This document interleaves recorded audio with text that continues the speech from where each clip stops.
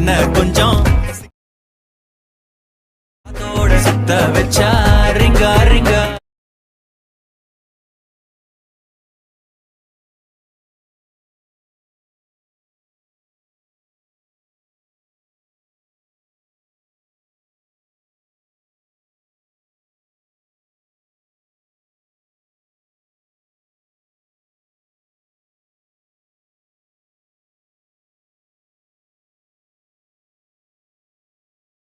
முன்னாடி நம்மளோட இன்னொரு சேனலோட லிங்க் பார்த்தீங்கன்னா டிஸ்கிரிப்ஷனில் கொடுத்துருக்கிறேன். அதை வந்து மறக்காமல் சப்ஸ்கிரைப் பண்ணிக்கோங்க. ஏன்னா பார்த்தீங்கன்னா இந்த சேனல் சப்போஸ் ரிமூவ் ஆகிடுச்சுன்னா நம்ம அந்த சேனலில் பார்த்தீங்கன்னா கண்டினியூஸாக வீடியோ அப்லோட் பண்ணிடலாம். நீங்கள் அந்த சேனலை வந்து மறக்காமல் சப்ஸ்கிரைப் பண்ணிக்கோங்க. சப்ஸ்கிரைப் பண்ணிவிட்டு இந்த வீடியோ வந்து கண்டினியூ பண்ணுங்கள். ஓகே, நீங்கள் ப்ரிவியூ பார்த்துருப்பீங்கன்னு நினைக்கிறேன். இந்த வீடியோ பார்த்தீங்கன்னா இப்போ ரொம்பவே ட்ரெண்ட் ஆகிட்டு இருக்குது. அதனால தான் நான் டுட்டோரியல் வீடியோ வந்து மேக் பண்ணியிருக்கேன். இந்த வீடியோ பார்த்தீங்கன்னா ரொம்ப சிம்பிள் தான், ஈஸியாகவே நம்ம எடிட் பண்ணிடலாம். இந்த வீடியோவில் பார்த்தீங்கன்னா நான் ரொம்பவே டீட்டெயிலாக சொல்லியிருப்பேன். நீங்கள் வீடியோ மட்டும் கடைசி ஸ்கிப் பண்ணாமல் பார்த்தீங்கன்னா இதில் வந்து ஃபுல்லாமே நான் சொல்லியிருப்பேன், 1 by 1 சொல்லியிருப்பேன். அதனால் வீடியோ மட்டும் கடைசி ஸ்கிப் பண்ணாமல் பார்த்தீங்கன்னா தான் இந்த வீடியோ 1 by 1 உங்களுக்கு தெரியும். இதில் இந்த இமேஜஸ் எல்லாம் எப்படி நான் வந்து பேக்ரவுண்ட் எரேஸ் பண்ணுறது எல்லாமே நான் வீடியோட கடைசியில் சொல்லியிருக்கேன். நீங்கள் வீடியோ கடைசியில் ஸ்கிப் பண்ணாமல் பார்த்தீங்கன்னா இந்த மாதிரி பேக்ரவுண்ட் எரேஸ் வந்து ஒரே கிளிக்கில் பண்ணியிருக்கலாம். ஆல்ரெடி நான் வீடியோ வந்து போட்டிருக்கேன் அந்த ஆப் பற்றி. நீங்கள் சப்போஸ் அந்த ஆப் வந்து அந்த வீடியோ வந்து நீங்கள் பார்க்கலன்னா இந்த வீடியோ வந்து கடைசி ஸ்கிப் பண்ணாமல் பாருங்கள். நான் வீடியோட கடைசியில் வந்து பேக்ரவுண்ட் எப்படி ஈஸியாக எரேஸ் பண்ணுறதுன்னு சொல்லியிருப்பேன். அப்போ தான் உங்களுக்கு புரியும். அது போக இந்த இமேஜஸ் எல்லாம் எப்படி டவுன்லோட் பண்ணுறதுன்னு நான் சொல்லியிருப்பேன். அதனால் வீடியோ மட்டும் கடைசி ஸ்கிப் பண்ணாமல் பார்த்துருங்க.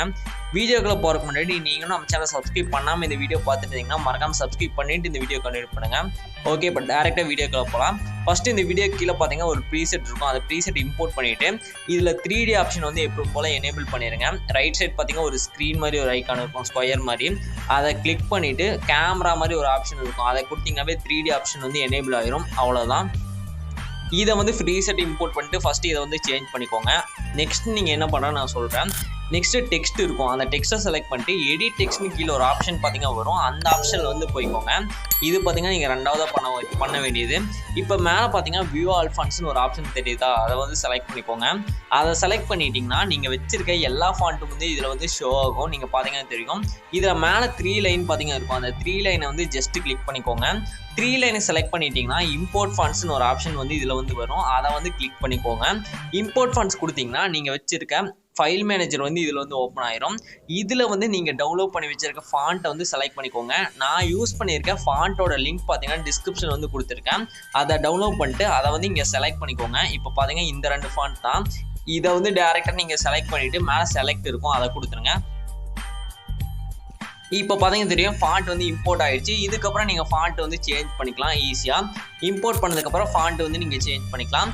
மொத்தம் இதில் பார்த்தீங்கன்னா 2 டைப்பான ஃபாண்ட் வந்து கொடுத்துருப்பேன். 2 டைப்பான ஃபாண்ட்டையும் பார்த்தீங்கன்னா டவுன்லோட் பண்ணிட்டு இந்த மாதிரி இம்போர்ட் பண்ணிட்டு இந்த மாதிரி சேஞ்ச் பண்ணிக்கோங்க. நீங்கள் வந்து ப்ரீசெட் இம்போர்ட் பண்ணுறதுக்கு முன்னாடியே ஃபாண்ட்டை வந்து இம்போர்ட் பண்ணிட்டீங்கன்னா நீங்கள் வந்து ஃபாண்ட் வந்து ஆட்டோமேட்டிக்காக சேஞ்ச் ஆயிரும்.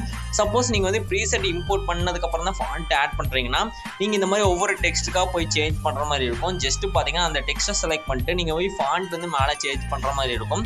இந்த மாதிரி பார்த்துக்கோங்க, மறக்காமல் சேஞ்ச் பண்ணிக்கோங்க. எல்லா ஃபாண்ட்டையும் ஃபஸ்ட்டு வந்து கடைசி வரலும் சேஞ்ச் பண்ணிக்கோங்க. இந்த மாதிரி ஒவ்வொரு டெக்ஸ்ட்டாக செலக்ட் பண்ணிட்டு நீங்கள் எடிட் டெக்ஸ்ட்டில் போய்ட்டு ஃபாண்ட்டை வந்து சேஞ்ச் பண்ணிக்கோங்க. அப்போ தான் பார்த்தீங்கன்னா நீ எடிட் பண்ணுறது ரொம்ப ஈஸியாக இருக்கும். எல்லா ஃபாண்ட்டையும் ஃபஸ்ட்டு சேஞ்ச் பண்ணிக்கோங்க.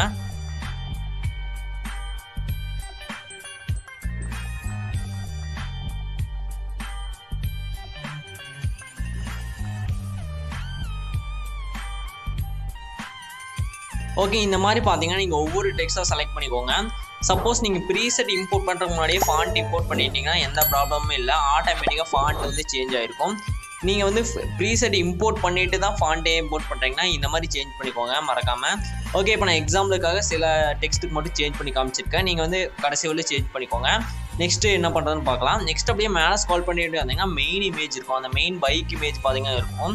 அந்த இமேஜ் தான் நம்ம சேஞ்ச் பண்ண போகிறோம். அந்த இமேஜை செலக்ட் பண்ணிக்கோங்க. கலர் அண்ட் ஃபில்னு ஒரு ஆப்ஷன் வரும், நீங்கள் கிளிக் பண்ணிங்கவே அந்த ஆப்ஷனை கிளிக் பண்ணிவிட்டு ரைட் சைடு ஒரு ஸ்டார் மாதிரி ஒரு ஐக்கான் இருக்கும், நீங்கள் பார்த்தீங்கன்னா தெரியும். அந்த ஸ்டார் ஐக்கானை வந்து ஜஸ்ட் கிளிக் பண்ணிக்கோங்க. நான் வந்து செலக்ட் பண்ணிக்கிறேன்.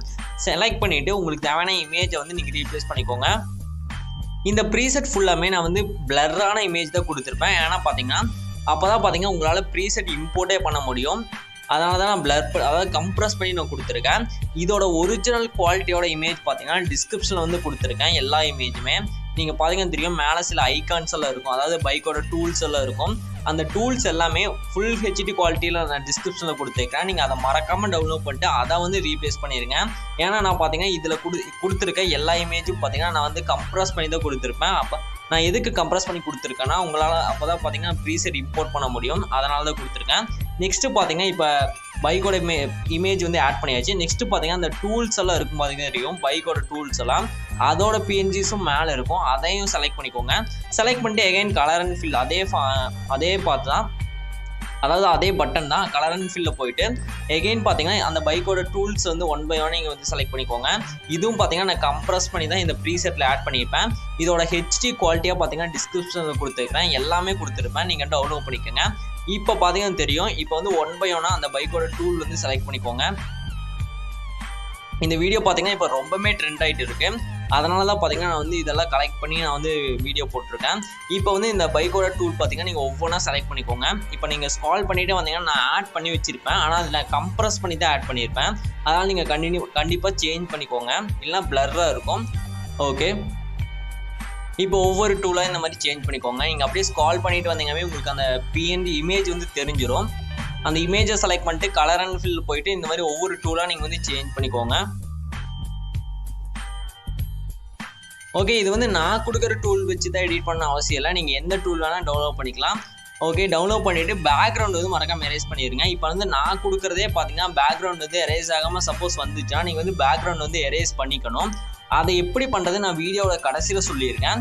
நீங்கள் வீடியோ மட்டும் கடைசியில் ஸ்கிப் பண்ணால் பார்த்தீங்கன்னா இந்த மாதிரி நிறைய இமேஜுக்கு வந்து நீங்கள் சிங்கிள் கிளிக்லேயே பேக்ரவுண்ட் எரேஸ் பண்ணிக்கலாம். நீங்கள் வந்து ஒவ்வொரு மேனியில் போய் கட் பண்ணவே தேவையில்லை, ஜஸ்ட் பார்த்தீங்கன்னா சிங்கிள் கிளிக்கில் வந்து கட் பண்ணிக்கலாம். அது எப்படி நான் வீடியோட கடைசியில் சொல்கிறேன். நீங்கள் நம்மளோட ப்ரீவியஸ் வீடியோ வந்து பார்த்துருந்தா தெரிஞ்சிருக்கும். ஓகே, இப்போ பார்த்தீங்கன்னா தெரியும், நம்ம எல்லாமே ஆல்மோஸ்ட் எடிட் பண்ணி முடிச்சாச்சு, ரொம்ப சிம்பிளாக. நெக்ஸ்ட்டு மேலே பார்த்தீங்கன்னா எக்ஸ்போர்ட்னு ஒரு ஆப்ஷன் இருக்கும், அதாவது ஷேர் ஐக்கான் இருக்கும், அதை கொடுத்துருங்க. இந்த மாதிரி வீடியோன்னு ஒரு ஆப்ஷன் வரும். இதுக்கு சைடில் பார்த்தீங்கன்னா சின்னதாக ஒரு இயர் இருக்கும், அதை செலக்ட் பண்ணிக்கோங்க. ரெசல்யூஷன் 1080 வச்சுருங்க. கோடிங் ஃபஸ்ட் செலக்ட் பண்ணிக்கோங்க. ஃப்ரேம் ரேட் வந்து 30 fps வச்சுக்கோங்க.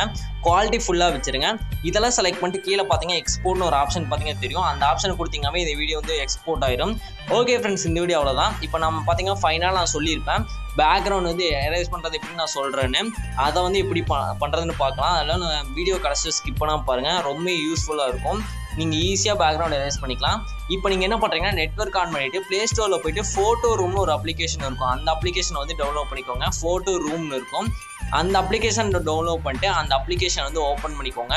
இப்போ பார்த்தீங்கன்னா தெரியும், நான் வந்து ஆல்ரெடி டவுன்லோட் பண்ணி வச்சுருக்கேன், நான் வந்து ஓப்பன் பண்ணிக்கிறேன்.